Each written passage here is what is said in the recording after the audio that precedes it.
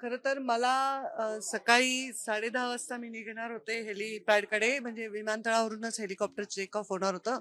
पण मला कळवण्यात आलं की जे हेलिकॉप्टर मी काल वापरत होते त्याच्यामध्ये काहीतरी बिघाड आहे. म्हणजे कालही असं वाटलं थोडं जुनं हेलिकॉप्टर होतं ते, आणि त्याच्यात काही बिघाड आहे. आता मी काय बिघाड आहे वगैरे टेक्निकल डिटेल्समध्ये गेले नाही, आणि मग त्यांनी मला सांगितलं की ते दुसरं हेलिकॉप्टर मला पाठवत आहेत. तर तेही हेलिकॉप्टर पाठवायला थोडा विलंब झालाय, नाही तर मी बाय कार जाऊन पहिली सभा तरी केली असती. तिकडच्याही लोकांशी मी बोलले, सभा रद्द करणं शक्य नव्हतं.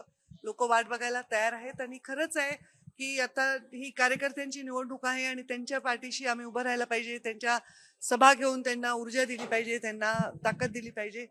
तर मी चालले आता सभेला. लेट झालाय 2 तास, पण ठीक आहे, लोक वाट बघायला तयार आहेत. काल तुम्ही वक्तव्य केलं की हेलिकॉप्टरने फिरते आणि आईने देव पाण्यात ठेवलेले आहे. नाही, म्हणजे लिटरली देव पाण्यात ठेवले म्हणण्याचा अर्थ असा आहे की माझी आई सतत लँड झाली का, टेक ऑफ झाली का, कारण शेवटी एवढी मोठी दुर्घटना जी झाली आहे ना, त्याच्यामुळे सगळ्यांचे मन हादरलेले आहेत, किंवा एक टेन्शन लोकांच्या मनामध्ये आहे. असंख्य कार्यकर्ते मेसेज करत होते, ताई विमान वापरू नका, ताई हेलिकॉप्टर वापरू नका.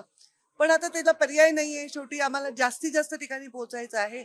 तर कोणी काही काळजी करायचं कारण नाही. मी हेलिकॉप्टरमध्ये बसायच्या आधीच त्यांनी क्लिअर केलं होतं की हेलिकॉप्टरमध्ये काय प्रॉब्लेम आहे आणि बदलावं लागेल, तर त्यामुळे काही काळजी करण्याचं तरी कारण नाही. आणि काम तर चालतच राहणार.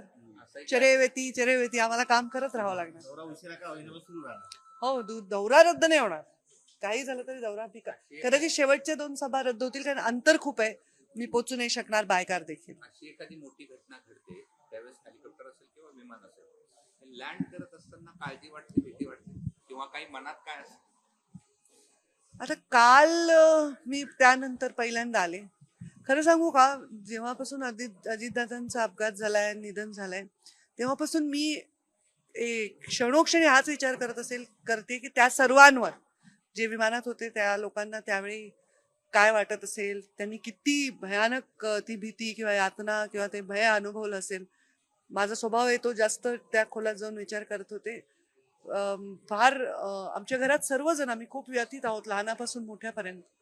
आणि मला वाटतं महाराष्ट्रात बऱ्याच लोकांच्या घरी हेच चित्र असेल. अत्यंत वाईट वाटलेलं आहे लोकांना. तर नवीन नवीन काही दिवस हे वाटणार आहे भय सगळ्यांना, की अरे बापरे काय बिघड, कारण जे माहीतच नाही ते माहीत झालंय की असंही होऊ शकतं. तर वाटणं साहजिक आहे. पण आता त्याला पर्याय नाही आहे. प्रत्येकाला आपलं काम आणि कर्तव्य करावं लागणार. मला याचं काय उत्तर द्यावं खरंच कळत नाही. म्हणजे I have no words to even express. तसे विचारही मला करता येत नाही. लाडक्या बहिणीच्या योजनेला अजित पवारांचं नाव द्यावं असं त्यांची आमदार तर मुख्यमंत्री नक्कीच याच्यामध्ये निश्चित निर्णय घेतील, आणि ते जे योग्य निर्णय घ्यायचा ते त्यांच्या पाठीशी आम्ही राहू.